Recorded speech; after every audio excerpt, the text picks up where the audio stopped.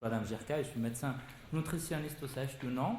Je fais partie de l'équipe transversale de nutrition. Je voudrais remercier en fait l'organisation de ce forum de m'avoir invité de vous parler en fait de mon point de vue sur la prise en charge nutritionnelle chez un patient atteint de cancer. Donc j'espère que je vais vous en fait donner quelques raisons pour avoir des questions, pour chercher des questions, qu'on puisse en discuter après le topo. Je n'ai pas le conflit d'intérêt pour cette présentation. Je me permets, avant de se lancer dans la prise en charge nutritionnelle d'un patient atteint de cancer, de vous présenter 4 diapos sur la prévention de cancer et l'alimentation. Vous avez compris que un des seuls guides en fait de cette journée, c'est la prévention. Donc je me permets de commencer avec ce sujet-là.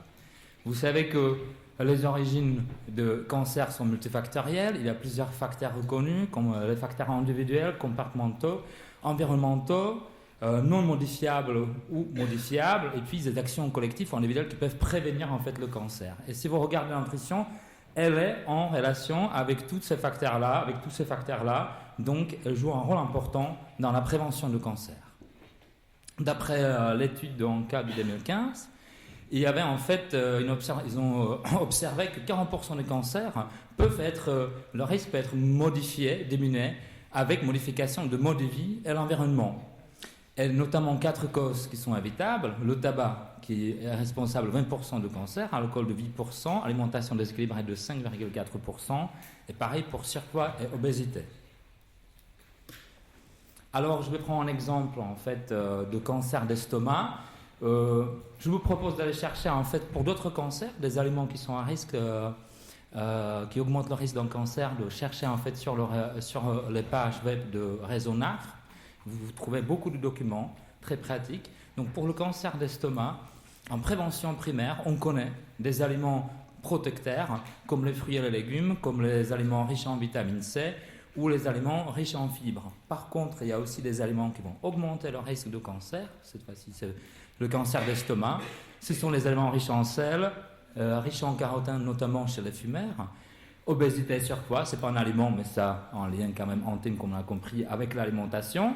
Et puis des boissons alcoolisées. Donc on reconnaît pour certains types de cancers des aliments qui vont nous protéger ou qui vont augmenter le risque d'un cancer précis. Alors, cette diapo, je l'ai rajoutée parce que, comme vous avez compris, et comme l'a dit le professeur Fontaine, on a beaucoup de patients. Et mes collègues oncologues me demandent toujours: mais qu'est-ce que je lui dis, qu'est-ce qu'il va manger? Il me parle de gènes, il me parle de curcuma, il me parle de vitamine C. Qu'est-ce que je lui dis? Comment est-ce qu'il va manger? Alors moi, ma réponse, c'est qu'il n'y a pas de preuve. Je répète en fait ce qui a été dit déjà, qu'il n'y a pas de preuve en fait pour des régimes spécifiques dans le cancer. Et moi, j'adresse le patient à une alimentation équilibrée, bien répartie dans la journée. Et là, vous voyez en fait des recommandations. Donc, ce sont des recommandations. C'est l'objectif le plus élevé qu'on devrait obtenir de la société en fait de recherche du cancer, au système mondial, qui propose de consommer 600 grammes de fruits et légumes par jour, 25 grammes de fibres alimentaires par jour, moins de 300 grammes de viande rouge, et réduire à zéro la consommation de viande transformée. Donc, quand je présente ça, souvent on me dit: mais allez, en fait, on est en France, je veux dire, la charcuterie, c'est pas possible. Ça, ce sont les objectifs. Et il faut éduquer en fait l'entourage, les personnes, pour essayer de s'approcher en fait de ces objectifs. Alors maintenant, c'est la deuxième partie. Donc, on va passer dans la pratique en fait chez un patient atteint de cancer et dans l'intervention en fait nutritionnelle chez ces patients. Alors, les objectifs de cette intervention ont pour but en fait de préserver, améliorer l'appétit, réduire les effets métaboliques nocifs du cancer, préserver la masse musculaire. On a dans en fait l'exposé du professeur Fontaine, il a beaucoup parlé de la masse musculaire, donc je pense que vous avez tous compris que la masse musculaire est finalement un facteur principal dans la dénutrition et qui est de nouveau lié à l'activité physique, parce que c'est pas qu'en nourrissant, mais c'est aussi en stimulant la masse musculaire en activité physique qu'on obtient en fait des résultats, les meilleurs résultats.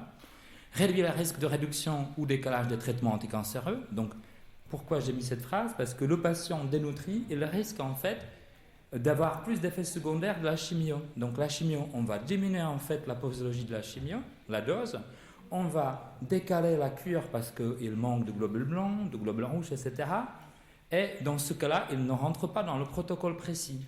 et donc il perd ses chances d'avoir l'efficacité maximale du traitement proposé. Et puis bien sûr, améliorer la qualité de vie. Je pense que c'est très important. Alors maintenant, le parcours du patient au long de la prise en charge en fait, de son cancer, c'est un graphique qui est assez complexe, mais je vais essayer en fait de vous l'expliquer. Donc on est au diagnostic de cancer à peu près à cet endroit-là. Il y a des cancers, il y a des stades de cancer qu'on peut traiter de façon curative. Le patient en cancer localisé du côlon, on enlève le morceau de côlon, il n'a pas d'autres métastases, et on le surveille. Mais donc c'est une intervention curative. Il peut être guéri de son cancer. Il devient survivant de cancer. Il peut faire, malheureusement, dans certains cas, la rechute du cancer. Après, on a des patients qui ne peuvent pas être opérés, où il n'y a pas l'objectif d'être curatif, où ils ne peuvent pas être en curatif, donc on sera en palliatif, mais palliatif actif. Donc c'est un patient qui va avoir une chimiothérapie, une radiothérapie en traitement actif de son cancer, et qui va, avec plus ou moins de succès, se poursuivre dans le temps. Et on sait que pour certains tumeurs, en fait, la survie maintenant est à 5-10 ans. Comme le cancer du côlon, si le pronostic est bon, ils peuvent survivre plus de 10 ans en avoir la chimio avec des postes, etc. Mais si la réponse de cancer au traitement est mauvaise, les cures de chimio souvent sont plus fréquentes jusqu'à un moment où il n'y a plus en fait de possibilité de traiter le cancer et le patient se dégrade rapidement et après on a la phase terminale. Donc ce qu'on voit, que fur et à mesure en fait de cette évolution de cancer, on a aussi en fait derrière les soins de support. Et vous voyez, plus on s'approche en fait de l'aggravation de l'état du patient, plus la place des soins de support, dont le support nutritionnel fait partie, est plus présente. Et puis vous voyez qu'avec l'avancée de la tumeur, vous avez en fait le pourcentage, la prévalence de dénutrition qui augmente. Alors je voudrais que vous reteniez s'il vous plaît cette définition, en fait pas la définition, au moins le mot cachexie ou les deux mots cachexie cancéreuse. C'est ce qu'on a dit. Il y a des patients dénutris. Pourquoi? Parce qu'ils n'ont pas envie de manger. Et un des traits principaux de cette cachexie cancéreuse, que le patient présente l'anorexie. L'anorexie égale à perte d'appétit. Donc comment est-ce qu'on pourrait définir la cachexie cancéreuse?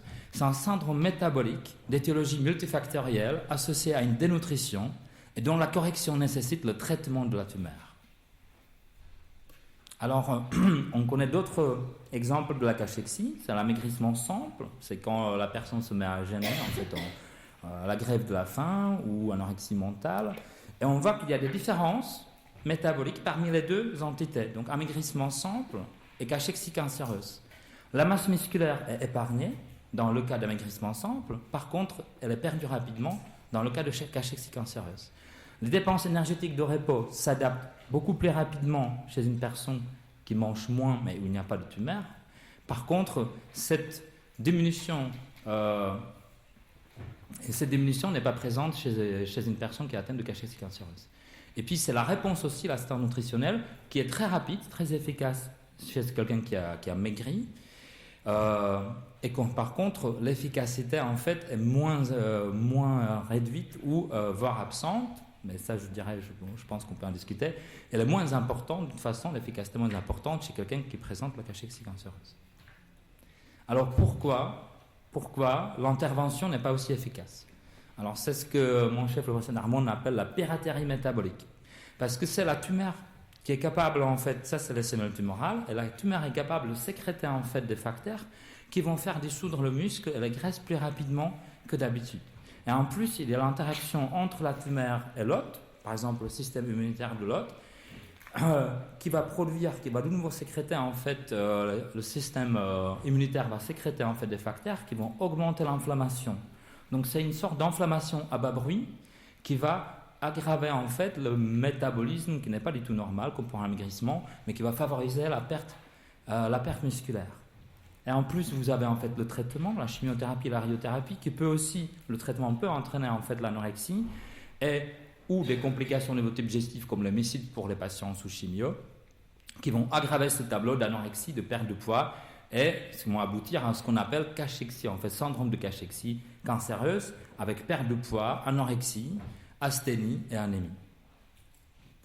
Alors, ce qu'on a compris, il faut dépister la dénutrition le plus tôt possible. Et donc, les outils sont toujours les mêmes, sont assez faciles. il faut juste les retenir et puis pratiquer le dépistage. Donc c'est la perte de poids supérieure à 10% en 6 mois qui va nous dire si le patient est dénutri. On peut aussi s'appuyer sur l'IMC. Si l'IMC est inférieur à 18, 18,5, on considère le patient comme dénutri d'après les recommandations de l'OMS. Mais comme on a vu en fait ce matin, il y a des patients obèses qui ont un IMC supérieur à la normale qui peuvent être dénutris. Donc c'est la perte du poids qui prend dessus par rapport à l'IMC. Et puis un outil très facile que je recommande à utiliser dans la pratique courante, c'est l'échelle visuelle analogique des angestats. Donc vous demandez au patient, entre 0 et 10, vous mangez combien? Il vous demande, je ne comprends pas la question, vous dites, ok, 0, je ne mange rien du tout, et 10 sur 10, comme je mangeais quand j'étais bien, quand j'étais avant la maladie.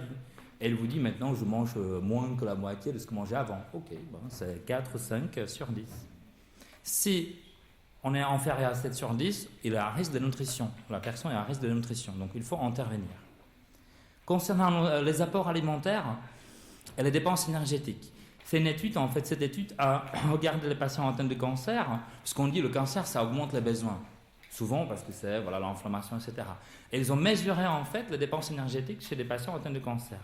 Et ce que vous voyez, ça, c'est 100%. On a une équation qui dit, voilà, Harris Benedict, qui aura 100 ans cette année, qui dit, en fait, il a besoin de 1600 kcal, par exemple, et si c'est supérieur à de plus de 10% par rapport à cette équation, on considère le patient comme hypermétabolique.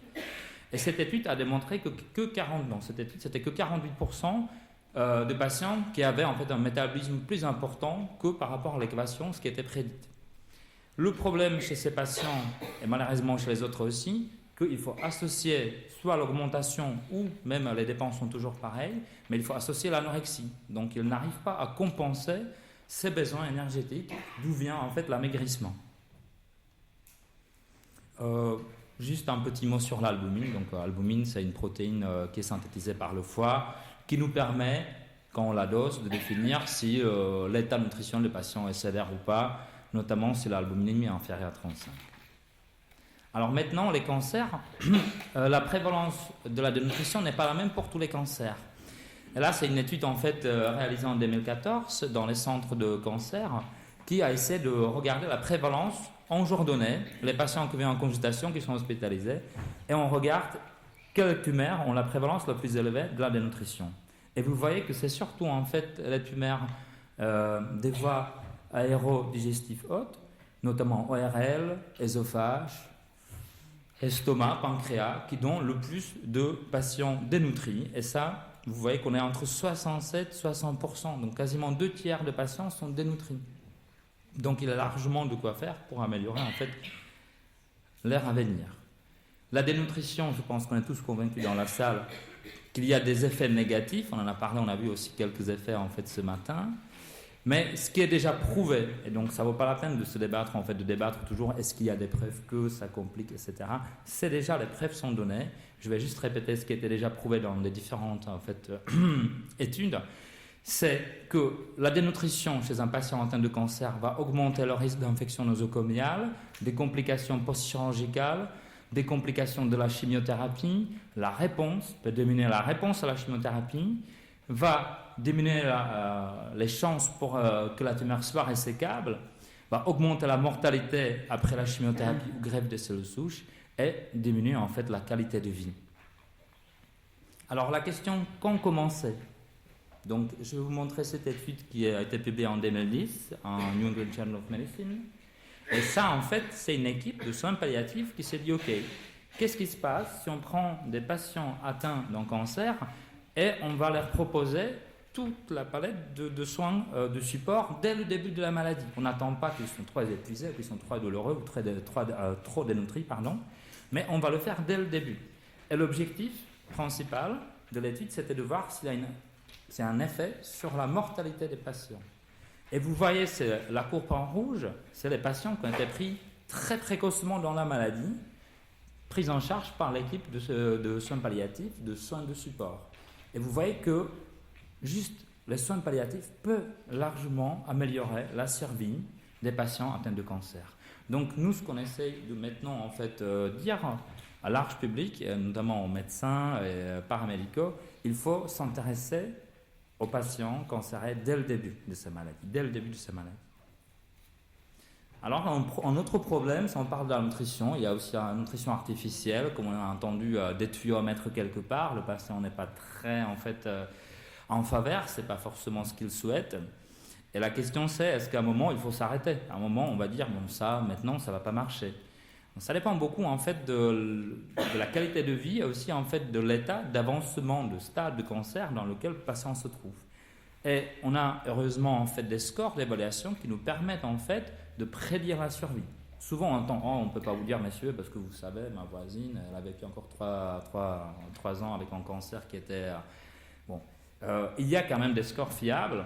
Ce score, par exemple, le travail avec IMC, avec la perte de poids, et on voit que les patients qui ont l'IMC le plus bas et la perte de poids la plus élevée, qui ont une survie, dans cette cohorte des patients, c'était en fait tout cancer mélangé, et la survie était de 4 mois. Donc, à ce moment-là, on peut estimer la survie et on peut décider avec le patient, est-ce qu'il y a un bénéfice ou un risque majeur en fait de notre intervention? Est-ce qu'on va se lancer dans les techniques lourdes de l'assistance nutritionnelle? Alors, pour démarrer l'assistance nutritionnelle, il faut déjà définir si le patient est dénutri ou à risque de dénutrition. Quels sont ses besoins? Quels sont ses besoins et quelle est son alimentation propre, alimentation spontanée? Et puis, si le patient n'est pas dénutri, il mange bien, bon, on va le rescreener, il devrait être pesé à chaque visite chez l'oncologue ou chez le médecin. Et si on voit qu'il n'est pas dénutri, mais il mange moins, par exemple, on peut déjà lui donner des conseils diététiques, prescrire des compléments alimentaires, etc. Par contre, si on voit que le patient est dénutri et il mange moins, il faut se poser la question d'une alimentation artificielle, nutrition artificielle, entérale ou pas entérale. Alors les besoins, donc la question c'est est-ce qu'il faut plus, est-ce qu'il faut leur donner plus que la population générale? Les études qui ont été réalisées chez différents types de cancers montrent que finalement ils dépensent pas, la majorité des patients ne dépensent pas plus que la population générale. Donc on peut cibler en fait des valeurs qu'on connaît pour la population générale, 25 à 30 kilocalories par kilo par jour. Il faut l'adapter en fonction du cancer et puis aussi du patient bien sûr, mais il ne faut pas les surnourrir, ce n'est pas l'objectif de leur apporter plus en fait que les apports habituels. Par contre, au niveau protéique, parce qu'il y a une perte protéique derrière, il y a un risque de perte protéique accrue derrière, on augmente en fait les apports protéiques par rapport aux apports habituels pour la population générale qui sont aux alentours de 0,8. Donc là, on va plutôt tenter d'arriver à 1,5 de protéines, grammes par kilo par jour de protéines. L'avantage, c'est de proposer à ces patients en fait des éléments riches en graisse, parce qu'ils développent une insulinorésistance qui est liée à l'inflammation, qui va en fait compliquer ou rendre plus difficile l'utilisation des glucides. Donc on peut en fait proposer non seulement en petite quantité on peut apporter plus de calories parce qu'on est 4,9 kilocalories par gramme de lipides versus glucides, mais il y a en fait l'utilisation métabolique qui est meilleure en fait chez ces patients atteints du cancer. Pour ne pas oublier les protéines, et je pense que finalement voilà, le conseil diététique devrait être vraiment la base de la prise en charge des patients atteints de cancer. C'est la base, même peu importe de stade, peu importe d'évolution, il faudrait toujours en fait les encourager, si possible, à mettre en place un enrichissement alimentaire en calories, en lipides et bien sûr en protéines. Donc il faut toujours cibler les aliments riches en protéines riches en acides aminés essentiels. Et puis on a d'autres moyens de fortification de l'alimentation. On peut se poser la question de rôle de complément alimentaire. Moi, je ne pense pas que le complément alimentaire, le complément nutritionnel oral, devrait remplacer le conseil diététique. C'est trop facile de prescrire en fait une bouteille par jour, 2 bouteilles par jour, mais c'est en remplacement. Si on n'explique pas bien au patient comment le prendre, à quel moment, et il n'a pas en fait les conseils diététiques derrière, je pense que la prise en charge n'est pas complète. Donc dans ce cas-là, une fois que les conseils sont donnés, on voit qu'il y a la place pour enrichir l'alimentation avec une préparation qui est concentrée, riche en protéines. Il ne faut pas hésiter à le prescrire. On connaît beaucoup de préjugés en fait sur le sujet, c'est pas bon, c'est artificiel, etc. Ça n'empêche pas qu'on apporte beaucoup de calories et beaucoup de protéines en petit volume. Donc il faut expliquer comment prendre le complément. Et c'est juste en fait une preuve que un complément alimentaire est pris même par les patients avec un cancer du pancréas inopérable, dans un stade avancé, on n'est pas du tout dans le curatif, qui ont perdu du poids au moins 3 kg, qui ont des apports oraux bas, 1500 kcal, et on leur propose de prendre 2 compléments. Et vous voyez que l'observance, c'est la dernière ligne, l'observance des patients était 1,5 complément de 200 ml par jour. Donc dire non, ils ne le prennent pas de toute façon, ça ne vaut pas la peine de prescrire, c'est pas vrai. Même chez ces patients-là, avec anorexie, ils sont capables en moyenne de prendre 1,5 compléments par jour. Ça ne vaut pas non plus de prescrire 3 ou 4 compléments par jour. Parce que s'il mange peu, il va difficilement se forcer pour prendre des compléments derrière. Et vous voyez que dans cette étude, le fait de prendre des compléments, donc ceux qui ont pris en fait des compléments, on voit, c'est ça en fait, c'est le changement en kilogrammes. Et vous voyez qu'ils ont réussi à maintenir plus facilement par rapport à ceux qui n'ont pas pris de compléments leur poids et voir la masse musculaire chez ces patients-là. C'est une petite remarque pour nous médecins. Comment prescrire les compléments? Parce que c'est le pharmacien qui peut décider finalement qu'il prescrit. Si nous on ne le prescrit pas bien, il y a des dérives ou en fait des malentendus sur la livraison des produits, parce qu'au lieu de prendre 2 fois 200, il aura 2 fois 300, ce qui est déjà beaucoup plus qu'on pensait.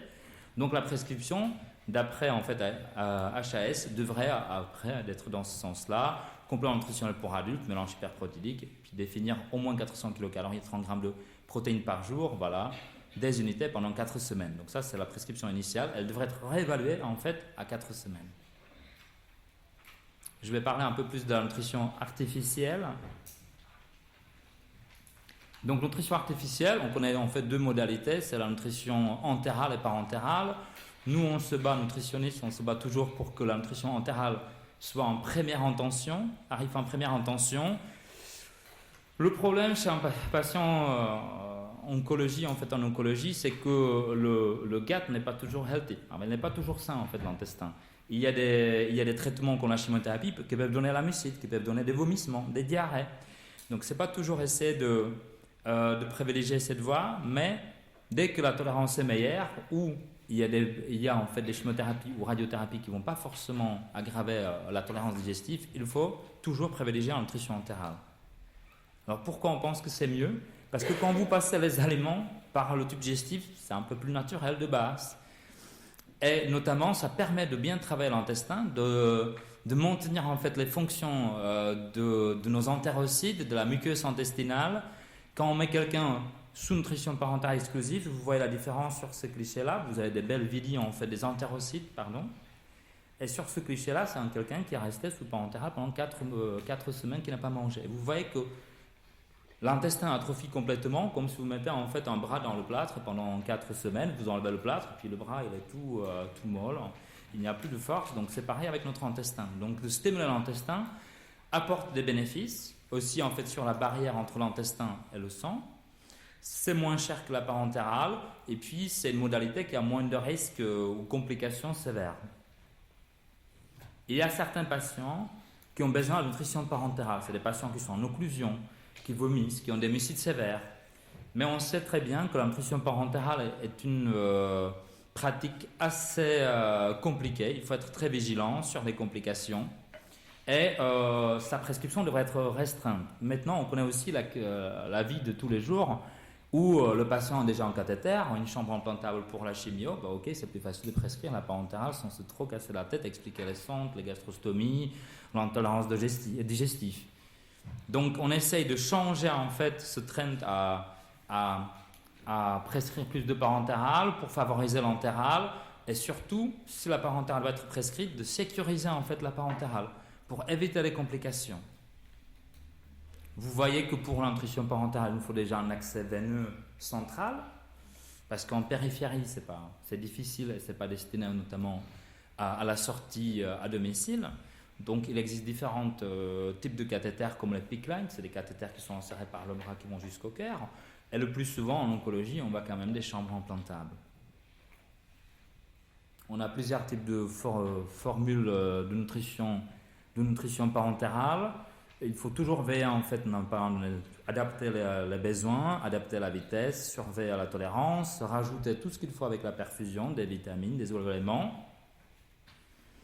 Et surtout quand on décide en fait, on prend la décision de mettre en place une alimentation artificielle avec des complications lourdes, il faut se dire, il faut bien juger en fait sur estimer le bénéfice et le risque. Donc vous voyez qu'il y a des complications sévères par rapport à la nutrition parentérale qui sont surtout liées au cathéter, qui peuvent être mécaniques mais encore plus souvent infectieuses. Donc on craint surtout l'infection parce que si le patient fait infection sur son cathéter central, il faut enlever la chambre, il faut mettre un antibio et bien sûr que sa chimiothérapie sera décalée.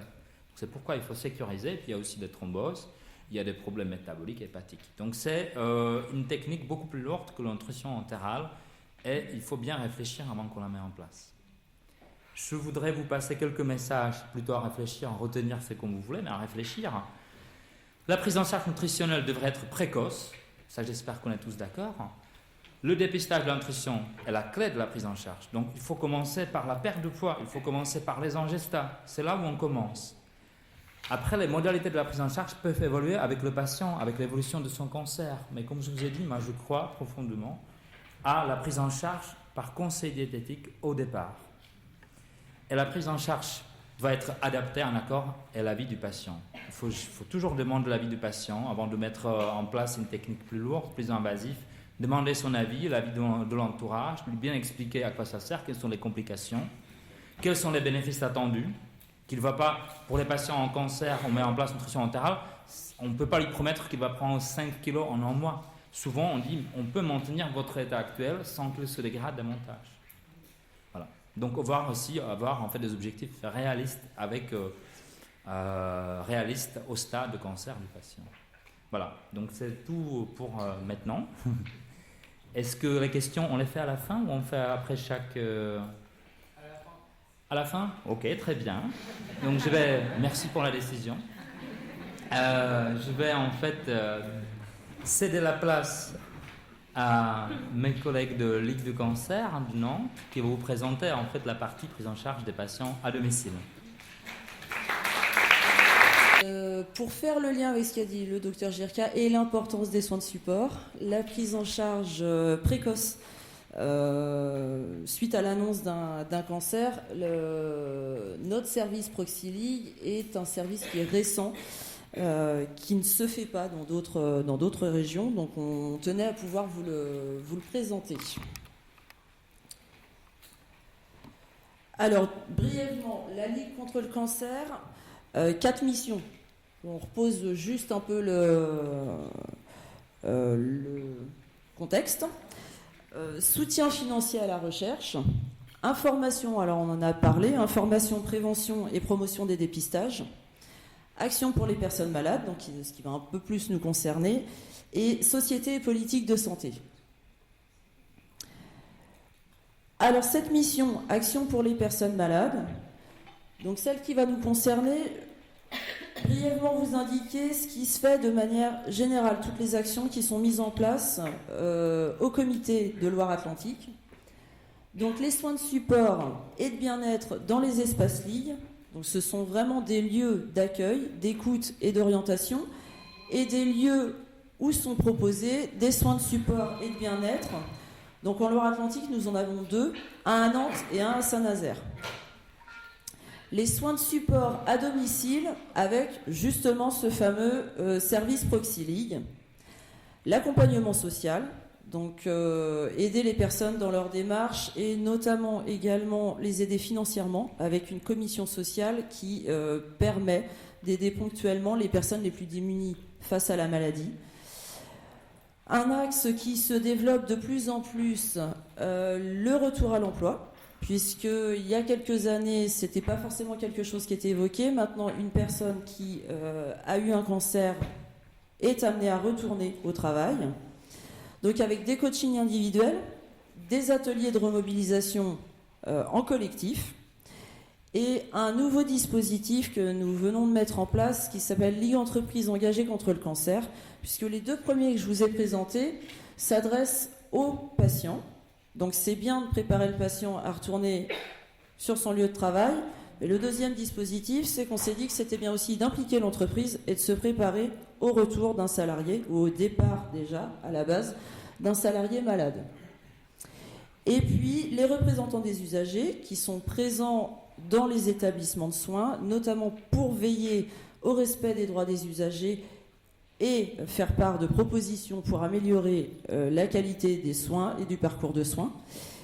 Et un dispositif mis en place récemment, toujours c'est une expérimentation, ce qu'on appelle les patients ressources, avec deux dispositifs, patients ressources témoins et patients ressources parcours. Là, l'intérêt qu'on y voit aussi, c'est justement pouvoir faire le lien entre les services médicaux et le ressenti des patients. C'est-à-dire que ce sont d'anciens patients que nous formons et que nous encadrons, que nous accompagnons, qui interviennent devant les futurs professionnels de santé lors de leur formation pour témoigner de leur parcours, comment ils ont vécu leur parcours, comment ils ont vécu l'annonce, comment ils ont vécu le suivi, ce qui permet aux futurs professionnels de se projeter un peu dans ce parcours, ce que ça peut être d'avoir ce parcours à vivre. Et un autre dispositif, patients ressources parcours, qui, eux, sont présents dans les établissements de soins et qui accompagnent les personnes qui sont en train de vivre leur parcours de soins. Donc pour en venir à ce qui nous préoccupe plus exactement aujourd'hui, Proxiligue, donc c'est un service de soins de support à domicile. C'est-à-dire que notre action, nous, notamment au niveau de la Ligue contre le cancer, elle est départementale. Et jusqu'ici, comme je vous ai dit, on a un espace Ligue à Nantes et un à Saint-Nazaire, ce qui ne fait pas nécessairement une intervention réellement départementale, ce qui ne va pas permettre de suivre tous les patients. Donc ce dispositif a été mis en place c'était fin 2016, et c'est un dispositif qui s'adresse aux patients résidant en Loire-Atlantique, toujours avec cette question d'une intervention départementale. Donc on précise bien les patients résidant en Loire-Atlantique et pas forcément toutes les personnes soignées, malheureusement, en Loire-Atlantique. Donc ce sont pour les personnes en cours de traitement ou post-traitement immédiat, éloignées géographiquement de nos espaces Ligue, en incapacité de se déplacer pour diverses raisons, isolés géographiquement mais aussi socialement. C'est pas toujours évident de venir pousser la porte de la Ligue contre le cancer et de venir faire des activités avec d'autres personnes qui vivent le même parcours. Et ça nous permet aussi de proposer des soins de support aux personnes qui sont en fin de vie. Donc pour que ça fonctionne, nous avons des libéraux, comme Julie, qui donnent de leur temps, qui interviennent à domicile. Ce sont des prestataires. Tous les services de la Ligue sont entièrement gratuits. Les patients n'ont rien à débourser. Nous avons la chance de pouvoir vivre grâce aux dons du public, qui nous permet de mettre en place un certain nombre d'activités et d'offrir ces soins aux personnes qui peuvent en avoir besoin. Donc les professionnels prestataires sont rémunérés grâce à ces dons. Ils sont certifiés et formés à la pathologie cancéreuse par la Ligue contre le cancer. Et donc on propose 4 soins de support: l'activité physique adaptée, des soins en socio-esthétique, le soutien psychologique qui est proposé à la personne malade mais également à un proche, et bien évidemment l'accompagnement diététique. Donc pour on sait que nous touchons sur ce service à domicile principalement des personnes qui sont très fatiguées, très impactées par les traitements et par la maladie, on a vraiment voulu faire une procédure simple et unique. Le patient contacte la Ligue contre le cancer, notre numéro unique. On pose un rendez-vous téléphonique avec lui pour lui présenter le dispositif connaître ses souhaits d'accompagnement et les premiers besoins, les premiers soins dont il pourrait avoir besoin. Et ensuite, c'est nous qui prenons tout en charge. C'est-à-dire que nous avons une personne dédiée qui va géolocaliser le professionnel le plus proche du domicile de la personne. On essaie de ne pas dépasser les 20 km autour du domicile de la personne pour avoir aussi cette question de proximité. C'est-à-dire que la personne qui serait en capacité de se déplacer peut choisir de faire 10 km en voiture ou autre pour préférer aller au cabinet plutôt qu'uniquement une intervention à domicile. Et donc, une fois qu'on a localisé ce professionnel, on le contacte et c'est lui qui recontacte le patient pour poser le premier rendez-vous. Donc voilà sur l'organisation de manière un peu rapide, mais comme je vous dis, la procédure est assez simple. Et du coup, ça me permet de faire la transition avec Julie qui va vous parler justement d'une intervention de diététique à domicile, comment ça fonctionne et le retour des patients. Alors, pour vous expliquer un petit peu comment ça se passe, effectivement, comme disait Delphine, c'est par exemple la Ligue contre le cancer en fait, qui va, par exemple, me contacter et qui va me donner en fait, les coordonnées en fait, de la personne à aller voir à son domicile. Et c'est moi qui fais donc le premier contact. En général, ce sont des consultations qui s'adressent à des personnes qui sont touchées par la maladie, qui ne peuvent pas en fait se déplacer pour différentes raisons. Suite au traitement, comme c'est la chimiothérapie ou de la radiothérapie, effectivement, il y a des conséquences finalement sur leur corps. Ils ne peuvent pas se déplacer. Donc c'est moi en fait et mes collègues qui allons en fait chez eux. Alors comment ça se passe en fait concrètement ? En général, on leur propose en fait 3 consultations diététiques. Ces consultations diététiques durent à peu près une bonne heure. On passe 1 heure en fait chez la personne et ces consultations sont espacées à peu près d'1 mois en moyenne. Ça peut être à peu près 4 semaines, voire 6 semaines grand maxi. Voilà. En général, pourquoi en fait on va les voir ? Moi, je vais vous parler d'un cas de patient, tout simplement. Une personne que j'ai suivie il y a à peu près 1 an, que j'ai suivie en fait en été. Donc je l'ai vue en fait du mois de juin jusqu'au mois de fin septembre. Donc on a fait à peu près une consultation à peu près par mois. Le but de pourquoi je suis allée la voir, tout simplement, c'était une patiente qui était en chimiothérapie, qui avait perdu en fait une dizaine de kilos. Donc en fait, elle était avec un fort risque de certainement dénutrition. Et surtout, c'est qu'en fait, elle avait perdu l'appétit, elle ne mangeait plus. Et le fait en fait de cuisiner, alors que c'était quelqu'un qui aimait énormément cuisiner, simplement le fait de préparer les odeurs en fait des aliments, en fait, lui provoquait en fait des nausées. Donc elle était en incapacité de cuisiner. Donc en fait, c'est son mari ou une personne de son entourage en fait qui prenait le relais, mais aussi quand elle se retrouvait à table, elle était dans l'incapacité aussi de manger. Donc en fait, lorsque je l'ai contactée la première fois, on a fixé un rendez-vous, donc un premier rendez-vous donc d'1 heure, on fait un bilan, comme une consultation diététique qu'on peut faire, et on discute et après on essaye en fait de voir qu'est-ce qu'on peut mettre en place ensemble. D'accord ? Voilà, le but c'était pour cette personne, c'était d'adapter son alimentation en fonction en fait des effets secondaires du traitement. Donc là, il y avait, comme je vous l'ai dit, des nausées, il y avait des vomissements. Donc le but c'est de l'aider au maximum et surtout en fait de la rassurer, puisque effectivement dans la clinique où elle était, on lui avait effectivement prescrit des CNO, donc des compléments nutritionnels oraux, et en fait, elle m'a dit qu'est-ce que j'en fais ? À quel moment je les mange ? Est-ce qu'en fin de repas, entre les repas, enfin, elle était complètement perdue. Et c'est ça, en fait, notre rôle à nous en tant que diététiciens, c'est vraiment de les rassurer au maximum. Pareil, on lui avait conseillé d'enrichir son alimentation, mais je fais comment pour enrichir mon alimentation ? Ici, le but de ces consultations, c'est des astuces pratico-pratiques. Voilà. Essentiellement. Donc en fait pour cette personne, voilà, donc adapter son alimentation en fonction de la chimiothérapie, la rassurer, l'aider à gérer ses variations de poids, parce que effectivement il y a des moments où elle va mieux, donc elle remange, donc le poids il augmente, et puis après elle peut se retrouver dans une période où c'est plus difficile, peut-être changement de traitement, de produits, etc. Donc d'autres effets secondaires, donc là le poids il descend. Donc c'est pas facile à vivre.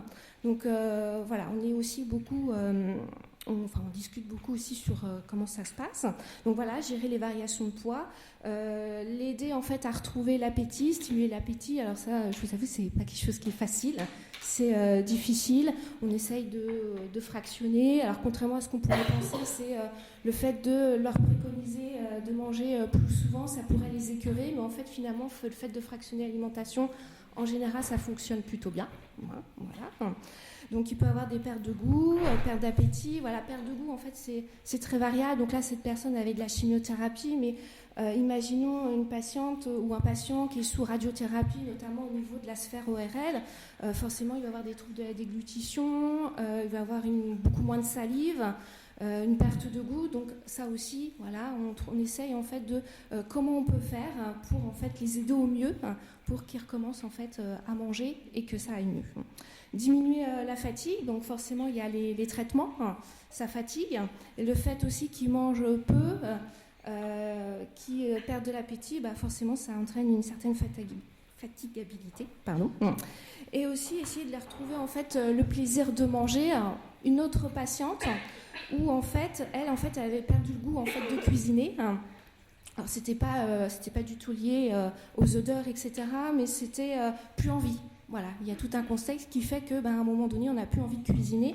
Et pour cette personne, en fait, pendant les 3 consultations, à chaque fois qu'on s'est vu, on n'a parlé que de cuisine, de recettes de cuisine. Voilà. Et je me souviens à chaque fois en fait que je revenais, elle me disait, moi j'ai fait ça, j'ai fait ce plat. Et en fait, surtout, le fait de recuisiner, ça a recréé un lien en fait avec son mari et ses enfants. En fait, elle s'est remise à table. Voilà. Tout simplement, et partager en fait un moment avec eux. Et ça, en fait, moralement, ça lui a fait beaucoup de bien. Voilà, alors le retour des patients, en général, le fait qu'on vienne chez eux, c'est un confort. Ils n'ont pas à se déplacer dans une structure, peut-être qu'ils ne connaissent pas. Là, on vient chez eux, ils sont donc chez eux, et ça les rassure, et en fait, on est plutôt en mode un peu cocooning, finalement. Voilà, c'est ça. D'autres retours, ils se sentent mieux, moins fatigués. La reprise du lien, c'est ce que je vous disais autour d'un repas. Ça, c'est important. Pour certaines personnes aussi, on peut réintroduire certains aliments parce que pour différentes raisons, pour beaucoup de croyances, ils ont mis des aliments de côté. Donc on réintroduit petit à petit en fait certains éléments. Des fois, ils ont peur. Et en général, ils sont plutôt, il y a quand même, ils sont très contents qu'on vienne les voir. Et ils estiment en fait que c'est plutôt, on est des professionnels. Et on reste quand même bien sûr à l'écoute. Je pense que c'est la base en fait de notre consultation, que ce soit socio-esthéticienne ou psy ou éducateur pour éducation physique adaptée. Ce qu'ils attendent de nous en fait, c'est de l'écoute. C'est de l'écoute. Ils nous expriment beaucoup de choses. Et en fait, le fait d'être là, simplement de les écouter, finalement, ça les rassure. Alors des fois, on ne parle pas forcément que de la diététique, on peut parler beaucoup de choses. Et surtout, en fait, vu que des fois, ce sont des personnes qui sont isolées, qui ne peuvent pas se déplacer. Si y a le mari qui est au travail, les enfants, ou voilà, le conjoint au travail, les enfants à l'école, en fait, ils sont tout seuls, en fait, à la maison. Le fait, finalement, qu'on vienne les voir, on est très, très bien accueillis. Ils ont la banane, voilà. Est-ce que je te laisse... Ouais. Juste pour terminer sur l'organisation du service, comme disait Julie, c'est vrai que nous, on a ce principe de vouloir quelque chose de convivial, de non médical, même si on a conscience que les soins de support font désormais doivent faire partie du parcours médical. Que ce soit dans nos espaces lits qui sont, celui de Nantes, c'est une maison. On est sur cette ambiance. Et on a cette volonté d'avoir vraiment quelque chose de personnalisé, un suivi qui est régulier. Ce qu'on vous indique, on a vraiment des contacts réguliers avec les professionnels prestataires. D'ailleurs, voilà, on se croise, on est en contact. Tous les patients, d'ailleurs que ce soit dans nos espaces lits ou pour Proxilic, sont appelés la veille de leur rendez-vous. On y voit 2 intérêts, déjà leur rappeler qu'ils ont leur rendez-vous, et il y a aussi toujours cette question du lien, prendre des nouvelles, comme le disait Julie, notamment pour les personnes qui sont à domicile, avoir juste un appel pour dire voilà, on vous rappelle que vous avez votre rendez-vous demain. Ça permet que si à ce moment-là il y a quelque chose à sortir, voilà, de pouvoir poser une parole et d'avoir un temps d'écoute. Et il y a toujours cette question aussi de cocooning et d'être entouré, de ne pas être seul face à cette situation. Et puis, on termine toujours chaque prise en charge. Donc, voilà, ce qu'on appelle prise en charge, hein, c'est après les 3 séances, par exemple, d'accompagnement diététique, il y a un bilan qui est réalisé par le professionnel et on fait également un bilan avec le patient pour voir ce qui en ressort, ce que ça a pu lui apporter, l'organisation aussi, parce que c'est important pour nous de nous adapter aux situations. Et voir si la personne peut avoir besoin, souhaite bénéficier d'un autre soin. Voilà ce qu'on pouvait vous dire sur ce service, sur nos actions. N'hésitez pas à aller voir, on a un stand où Célia est présente pour vous expliquer les soins de support que nous proposons. Et puis je vous ai mis un lien, mais alors c'est pareil, il suffit d'aller sur notre site internet de la Ligue contre le cancer de Loire-Atlantique et d'aller voir la vidéo Proxy où nous avons deux patients qui témoignent, un couple, parce qu'ils ont eu... c'est un couple qui a eu une annonce simultanée pour monsieur et pour madame et qui ont bénéficié de ce service et qui explique bien l'apport d'avoir quelqu'un qui vient à domicile, notamment lié à la fatigue, au stress et toute cette organisation qu'il faut quand on doit aller déjà sur nos rendez-vous médicaux. Voilà, merci.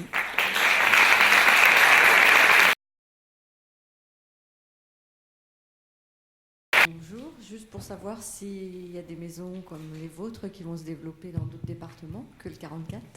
Est-ce que c'est des projets ou pas? Ou est-ce que c'est une volonté?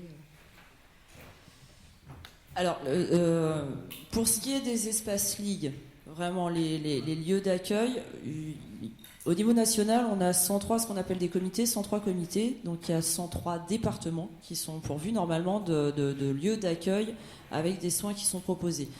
La petite distinction, pour ce qui est de Proxy, c'est une création du département de Loire-Atlantique et pour le moment, nous sommes les seuls à le faire.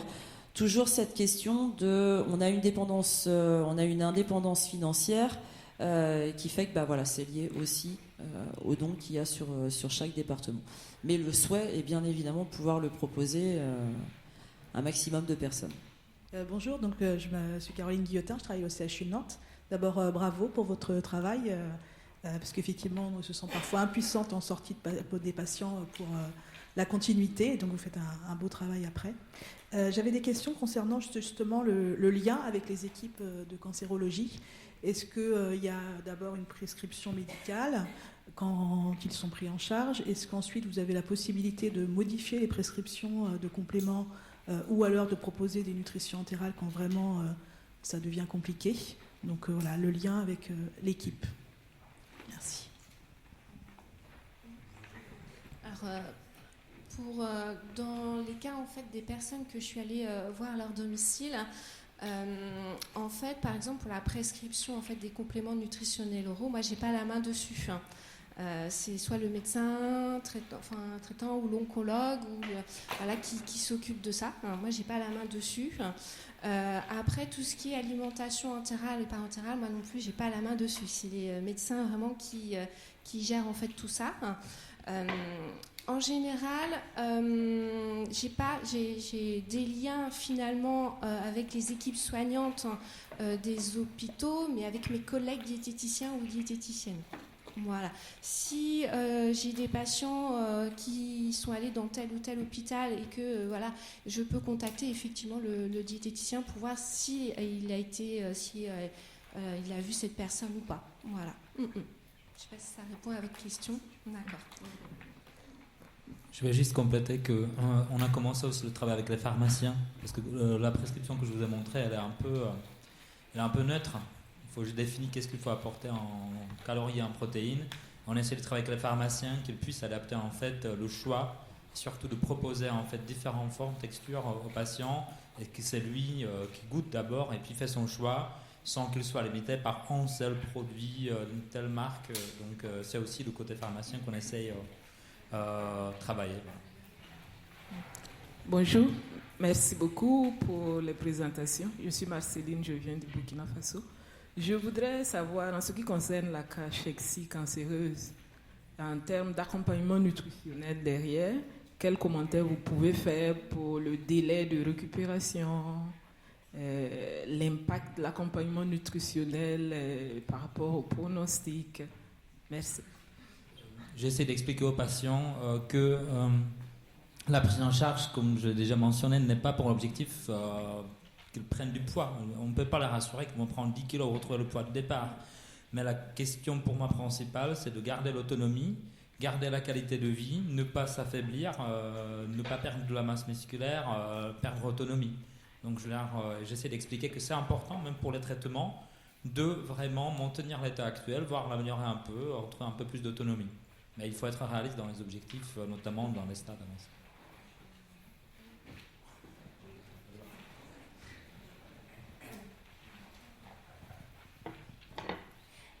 Par rapport à la prise en charge justement d'Akashexi, vous avez parlé des lipides et puis des protéines. Qu'en est-il des glucides?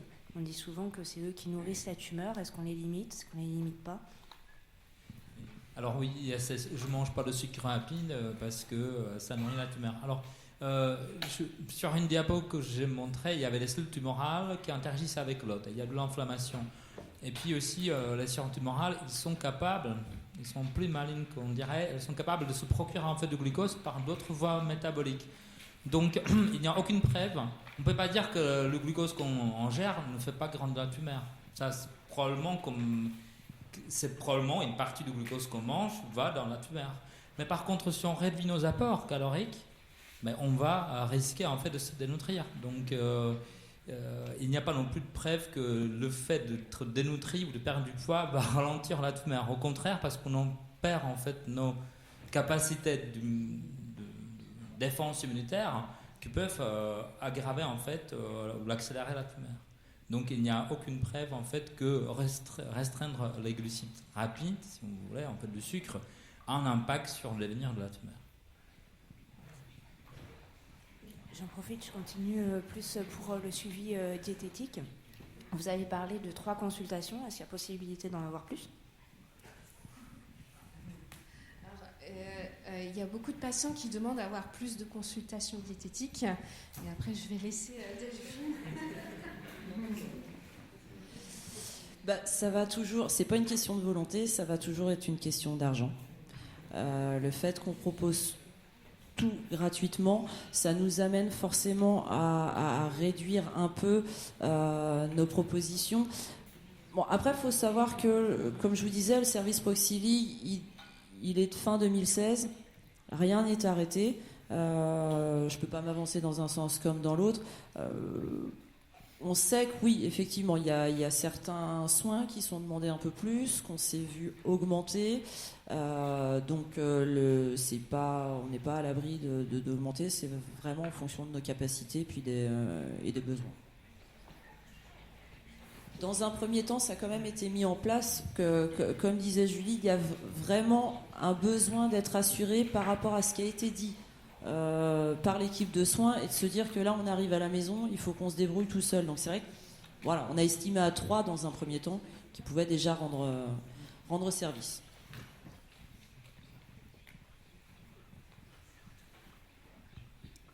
Oui, bonjour.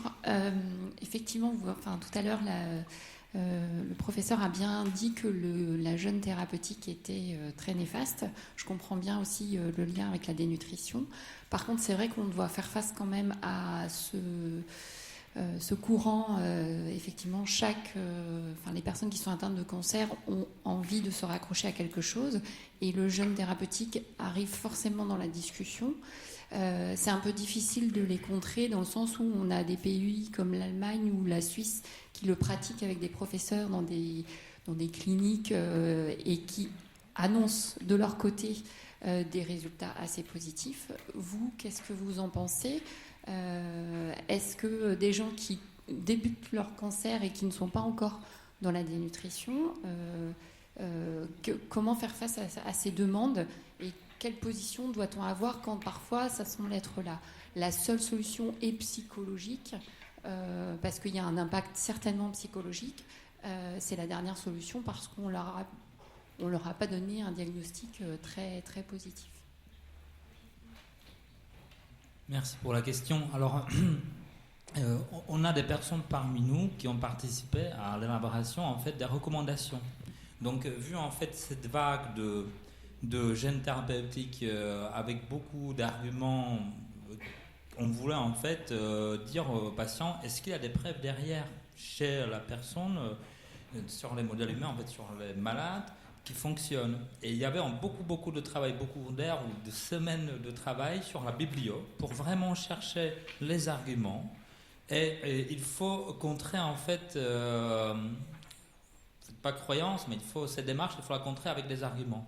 Et les documents qui étaient rédigés par le collectif, et vous pouvez les trouver sur le réseau NACRE, ils vous donnent en fait, il y a même en fait un flyer assez simple avec des arguments forts qu'on explique aux patients que pour l'instant il n'y a pas de preuve chez l'humain en fait d'efficacité de ce régime. Il y a des modèles intéressants chez les animaux, sans doute. Il y a l'équipe de Longo de Los Angeles qui a développé en fait cette hypothèse, mais chez l'humain il n'y a pas d'argument. Donc allez chercher les arguments pour les donner aux patients sur le réseau NACRE, sur le document qui contient 200 en fait, bibliographies, 200 références bibliographiques, vraiment qui est vraiment très en détail et qui, je pense, donne des arguments à l'heure actuelle assez forts pour expliquer aux patients qu'il n'y a pas d'intérêt de le faire. Et quand on va passer de gènes thérapeutiques, ben, on aura derrière juste le régime de kétogène, voilà. Donc il faut de nouveau retravailler sur le régime kétogène. Mais il y a aussi en fait, sur les autres régimes, il y a aussi des mots en fait, il y a des critères ou des arguments pour les autres régimes. Donc voilà, il faut continuer à convaincre les gens que pour l'instant il n'y a pas de preuve. On pense que ça peut être plutôt nocif, notamment si ce régime est prolongé ou mal fait, mal surveillé, etc.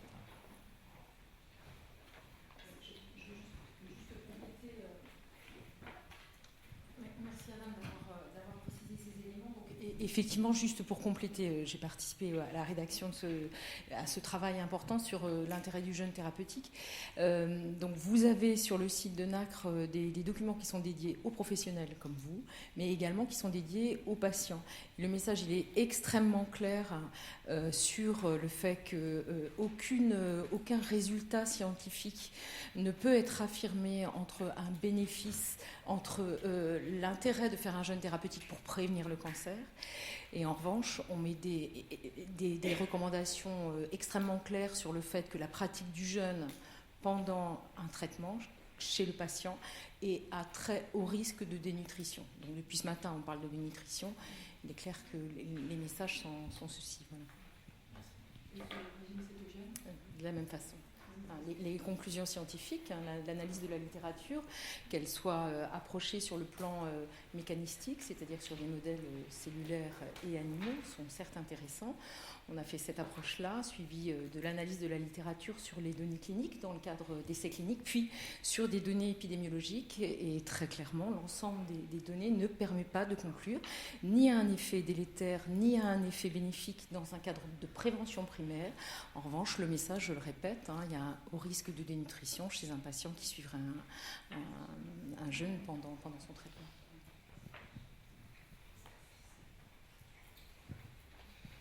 D'autres questions ?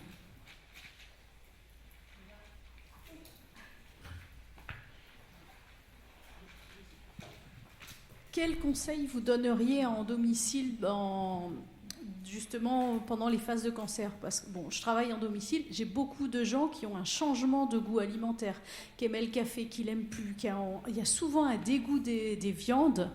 Ils n'arrivent pas à manger des grosses quantités. Est-ce que les vitamines C sont déconseillées en phase cancéreuse? Qu'est-ce qu'on peut leur conseiller pour leur donner envie de manger?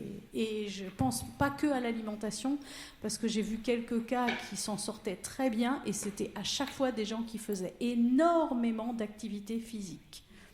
Je pense à une personne qui avait un cancer mal parti, qui faisait 10 km de marche par jour. Elle a réussi à faire ces 10 km, y compris dans la phase de la maladie. Et en plus, elle supportait très bien les chimiothérapies. Et je le vois encore dans le suivi, on est à 4-5 ans. Je suis estomaquée et j'ai 2-3 cas comme ça. Donc, il y a l'alimentation, mais je pense qu'il y a aussi effectivement le moral et beaucoup l'activité physique. Et après, avez-vous des conseils plus précis ? je vais être très, très, très généraliste en fait, parce que ça vraiment dépend du patient, de ses traitements en cours. Après, effectivement, il y a beaucoup de dégoût au niveau des aliments, effectivement, comme vous le dites, au niveau des viandes. Après, le but, vu qu'ils vont avoir un apport très insuffisant en viande, donc en protéines, c'est là où le but, c'est d'enrichir en fait leur alimentation en fait en protéines. Donc là, on a pas mal d'astuces qui passent quand même plutôt bien. Tout simplement, c'est par exemple, on va utiliser beaucoup les protéines, par exemple, pas forcément les protéines, poudre de protéines, mais de la poudre de lait en fait écrémée qu'on va utiliser en fait en rajoutant en fait dans les plats, dans les yaourts, dans les potages. En fait, le but, c'est en fait sous un petit volume leur apporter en fait plus de protéines. Et c'est ça en fait l'enrichissement. Donc, on peut mettre ça, voilà, dans les produits laitiers, dans les potages, dans les purées. Voilà, après, c'est en fonction, en fait, vraiment du patient et de ses goûts. Je ne sais pas si je réponds à la question de la dame. Voilà.